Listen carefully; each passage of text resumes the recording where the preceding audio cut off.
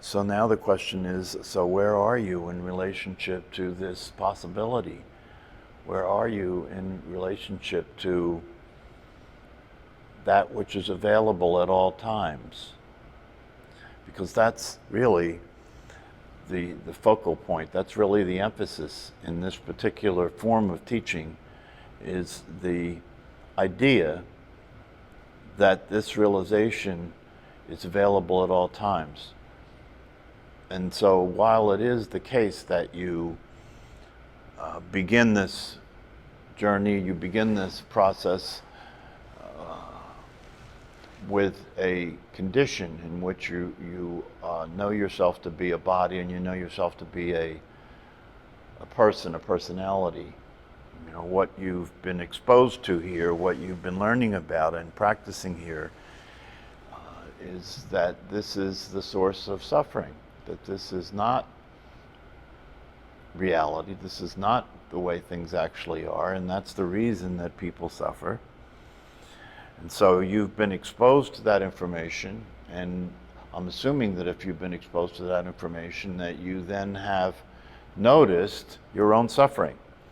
You know, then you've noticed that there's an experience that you're having as a human being in which there is anxiety or depression or fear, tension, dysfunction, anger, annoyance, hatred. And so because out of listening to these teachings and practices, it becomes possible to identify the source of the real problem, and it becomes possible to notice your own suffering.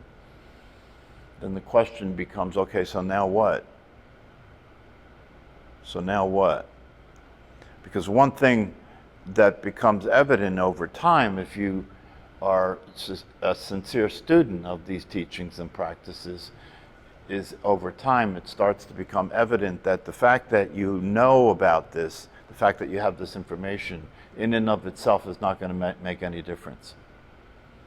And for a lot of people, that's a source of further frustration, because we live in a world in which you are taught, or you learn, or you come to understand that information makes a difference. The more information you have, the more intelligent you are. The more information you have, the more able you are to be successful at whatever it is that you're attempting to do. In this particular teaching and in these practices, that's not the case. No. Information is a step in the direction of self-realization, but it is not the realization itself. And so I'm assuming at this point that you and people who have listened to these videos and people who are engaged in these teachings and practices at some point come to the realization that you have now kind of bitten the hook. You've swallowed the hook, so to speak, or you swallowed the bait, in the sense that you understand enough to know that you're in a situation, you're in a condition that only you can change. That's a very important thing to understand. One of the most frustrating things for me as a psychotherapist and a teacher is to be involved in relationships with people in which, while I can share with you what it is that I have come to see that makes a difference, I can't be you. I can't make the final understanding happen. I can't make the final realization occur. Only you can do that. Only you can turn the key. And so the question becomes, if you at this point understand that information in and of itself is not going to get the job done, it's not going to make a difference, and you've been practicing meditation, so then the question becomes, what is it that has to happen? What has to happen for you to get to the other side? What has to happen for you to realize who you are and experience who you are, so that you can experience the benefit of that, the clarity, the peace, the love, the understanding? That's where you want to be looking. You know, what is it? If the possibility is real and you've learned about the possibility, and you've learned about the concepts, and you have learned enough about the concepts and enough about the practice, to be committed to some degree to it, to be involved with it to some degree, to be willing to do it, to do the practice, to deal with your mind, to continue to read, to continue to listen to the teachings. At some point, students, seekers, have to deal with the fact that the information in and of itself, the practices in and of themselves, won't be enough. That won't make the difference. There's something that has to happen. There's something that has to happen, or it seems like there's something that has to happen in order for you to be on the other side of this, in order for you to not just have the information, but to understand the information in such a way that the information could be information that you author, to understand the information in such a way that you understand the information as information that you author, to see it from the viewpoint of being the truth, to see the truth from the viewpoint of recognizing the truth, because it becomes evident to some extent that this is real, this is true, this is offering something that is real and is true, that you can have, that you can experience, right? So the question becomes, so what has to happen? If only you can make the difference, if only you can turn the key, even if you have the key, if only you can turn the key, what is it that has to happen? If it's true that who you are is who the teachings say you are, if it's true that who you are is who these practices say that you are, and this experience, this realization of who you are is freedom, this experience which has been called enlightenment offers you peace and happiness and freedom and contentment and satisfaction, then what's the difference between that and where you are now? What has to happen? So then what is it that so then what has to happen? I mean, really, if you really focus on what is it that has to happen? So what is it? So let me ask you this question. What is it about where you're speaking from that has where you're speaking from keep you where you're at?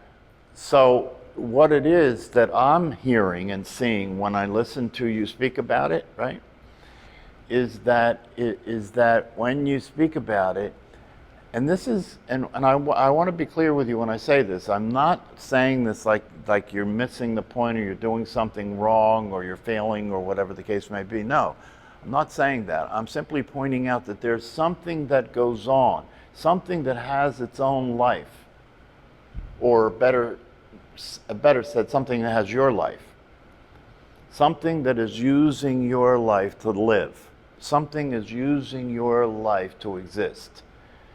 And this existence that exists is not you. That's the problem, isn't it? I mean, isn't that what we talk about here? That the essential mistake is to think that you're something that you're not. You know, to try and be that which is not really what you are. Which is the personality, right? Well, the personality, the body, right? All of that, right? And so if I ask you, so what is it that needs to happen, or what would make the difference? The problem is, and this is the thing, this is the subtle reality of what's going on. The problem is that the conditioning has us resort to the only thing that we know to do in order to realize the truth. The conditioning has us resort to the only thing we know to do to realize the truth. And that is, without our noticing it, as the person, to attempt to be what you actually are. So when I listen to you talk, the place from which you speak is the place of the person. And when you're doing that, you don't know you're doing that. That's where the problem lies. That the only way you know to be is to be a person. And so if you learn that there is this possibility of not being this person, if you learn that there's this possibility of being enlightened and being free and being happy, the only thing that you know to do is to attempt to experience that as a person. That's the problem. And then the person will start to complain about it. You know, what's wrong? Why don't I understand this? What's wrong with the teaching? What's wrong with the teacher? What's wrong with me? Why don't I understand this? Why is it that I'm not experiencing this reality that I'm learning about? Because when I learn about it, what I'm learning is that the evidence is pretty clear that it's true. These teachings have power because if we talk about what the teachings are saying, they can be what the teachings are saying can be spoken about and can be pointed at in a way that reveals that it's obviously true.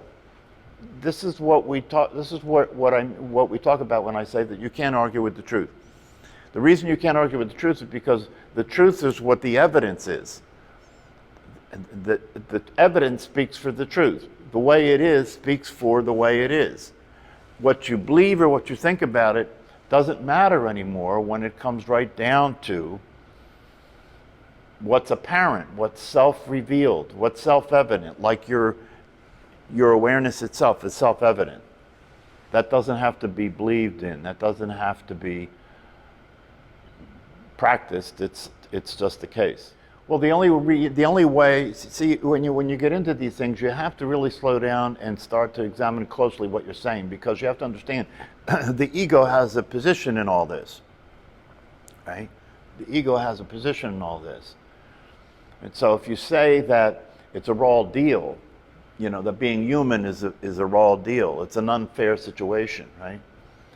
The only way you could say that is you have to have come up with an alternative. It should be different than this, right? The only way you could say this isn't it is there's another it that this isn't, right? So, but there is no other it that this isn't, right? And because that's the case, right, you could say that even when you say being human is a raw deal, that's only because you're operating as if being human is real. Being human is a legitimate position to take. That being human is one situation, but there's other situations that could exist and should exist. It should be fair. Why do we, and this is the question that a lot of people ask, you know, what's going on here? Why do we have to not know who we are? Why do we have to be, as you say, you know, conditioned? We have no choice about anything, right? What's going on here? But who's asking the question?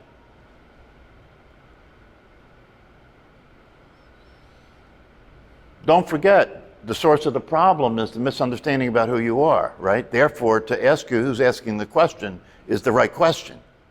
So the next step may be, right, to take note that as long as this character exists that wants it to be easier or wants it to be a certain way, that the problem will continue to exist. Even if that character finds ways to make it easier, to make it not as difficult, by understanding things, because that's what you just said. Because I understand certain things, it's not as disturbing as it used to be. It's not as upsetting as it used to be. There's not as much suffering as there used to be. Okay, good. Right, so the next step is to understand that the one who said that, the one that's trying to make it better, right, the one that's trying to get somewhere and improve something, right, that is the source of a problem, but will continue to exist until it is seen without any doubt at all that one that's trying to be enlightened, that one that is trying to get relief, is the problem. It's insidious, isn't it? Yeah, because you're being the problem trying to solve the problem. You're being the problem trying to solve the problem. So how do you get out of that? Keep coming to class. Well, that's not going to work for me. That's not going to work for me because I'm not going to be here forever, and neither are you. So we can't just put this off. That's one of the things about it, isn't it? Because one of the things we're learning about it is that we are playing beat the clock here. We are playing beat the clock because either you wake up before the body dies, or you suffer the way everybody suffers when the body dies. And you will continue to suffer the way people suffer in life when they're confused and thinking that things are the way that they're not, thinking they're different than they are. So what's the solution? See, this is why the word understanding is important, because if you understand the truth, I mean really understand the truth, that's all that needs to happen. That's why teachers talk about the final understanding. If you really understand the truth, you stop trying to change. Because if you really understand the truth, you realize there's nothing to change. Change is never going to get you anywhere. If you really understand the truth, you stop trying to change. If you really understand the truth, you simply practice noticing what's true. You simply practice noticing that you're being this conditioned entity. Just practice noticing you're being this conditioned entity. And as this entity, you will suffer. The light of awareness, when it is shining on that which is not true, when the light of awareness is shining on that which is not real, when the light of awareness is shining on that which is not dysfunctional, just the fact that the awareness is now shining on it has it begin to transform.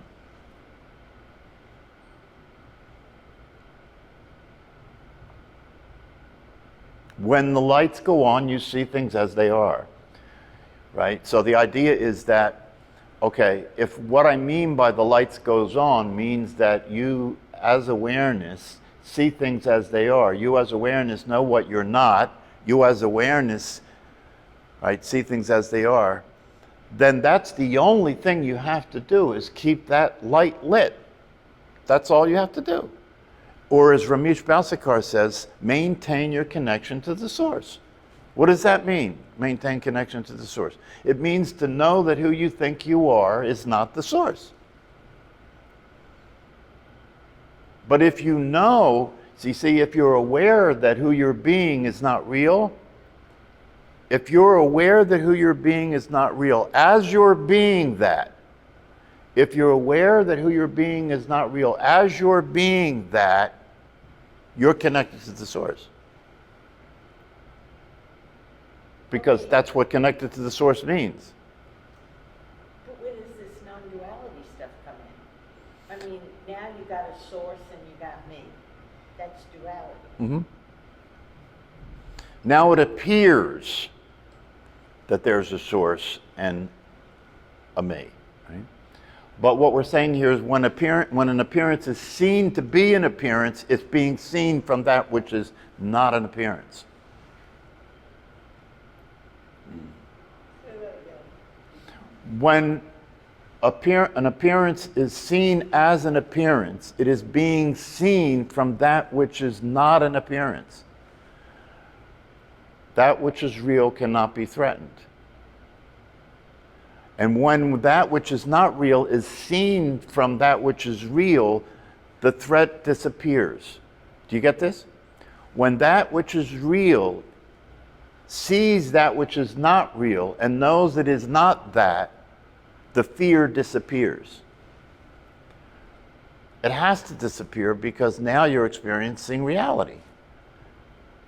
And in reality, there's nothing to be afraid of because that which is real cannot be threatened.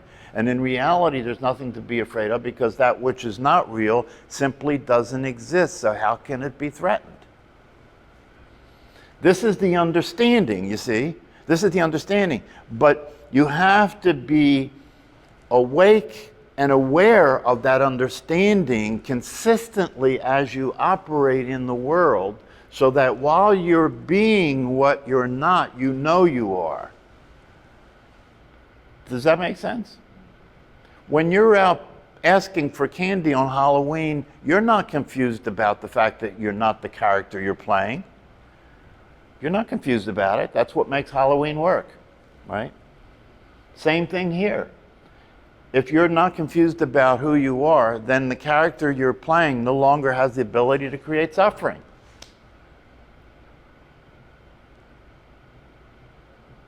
But I think being a person and being an ego is a habit. It seems to me, you've got to break that habit to get to the place that you're talking about. My attempt, personally, to break that habit is to try to find the gap between thinking, between my thoughts. So I've been going online to check out the different teachers and meditation techniques they're using to get into that gap, because they say that's where the precious zone is. That's where the meat of the matter is, between those thoughts. So when I do practicing here now, I concentrate, I focus on that gap and try to get away from analyzing all this. Right. You just heard Bob describe Bob's path to enlightenment. To me, it makes as much sense as any other. I know. That's my point. That's my point. You know, is that what all, see, here's all I want you to get. All I want you to get is one thing, right? Is that there is no Bob to get enlightened. And as long as you keep falling into that misunderstanding, there will be an unlimited number of ways that Bob tries to be enlightened, right? That's what's going on, right? People practice different practices. They change what they're practicing. They read different books. They change what they're reading. They have gurus. They change their gurus. They try to do more. They try to do different. They try to do better. That's what you just described. I'm trying to do something here. I'm trying to figure out what it is that I can do, the doing of which will get me the experience that I'm after. In the meantime, you're always experiencing it. In the meantime, you're experiencing it all along. Well, to me, it's not enough to have an understanding. You have to have this process envelop it, become part of it. And to me, a first step is to stop the thinking, because that's the main focus I have. To me, to the me that appears to exist. To me, it's not just the me that appears to exist, to the me I'm being. To the me I'm being, this is my strategy. And what do you have to do that? I take drugs. No. I think we all need to do a few psychedelics. No. But I'm glad you brought that up, because taking drugs, in terms of this whole reality that we're referring to here for humanity, taking drugs has been an integral part of the process. Look at all in Peru, the peyote, That's right. drugs. Right. Yeah. So it's not, so one of the things that's happening now is that probably in 10 years from now, psychedelics will become common. Like a prescription. No, I'm serious. Psychedelics will become common. What they are to order them. Or you won't have to. But they will become Did you common. read that book, How to Change Your Mind? It's all about that. How, using the psilocybin for mushrooms, the LSD microdosing and all that. Yeah. More effective than antidepressants. Yeah, and how. See, we still have a big bias or a big prejudice against drugs and everything that really comes out of politics. When in reality, drugs can be a very helpful part of the process, right? Because if you're having difficulty knowing what it's like to be you, and it is possible to take something that dampens the filters of the personality so that you do have a direct sense of what this is, that it's like to be you, that's useful because that makes it, that gives you a sense of, oh, this is what it's like. This is what it's like when I'm being me. What's that? Some exposure to. That's right, that's right. So that it becomes very real. And that's a helpful thing because it can be very frustrating to keep trying to be where you already are. That can be very frustrating, especially when you can't stop yourself, which you can't. Well, like I said, in 10 years from now, I think psychedelics will be commonplace and it'll be understood that that's part of the process of waking up from the dream. That's part of the process of having the experience of reality, is to temporarily have glimpses of it that might have to be introduced to you through drugs.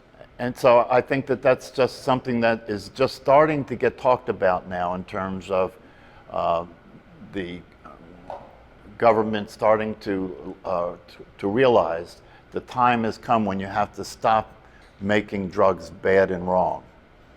They're not bad and wrong. It's the way they're being misrepresented and misused that makes it that way.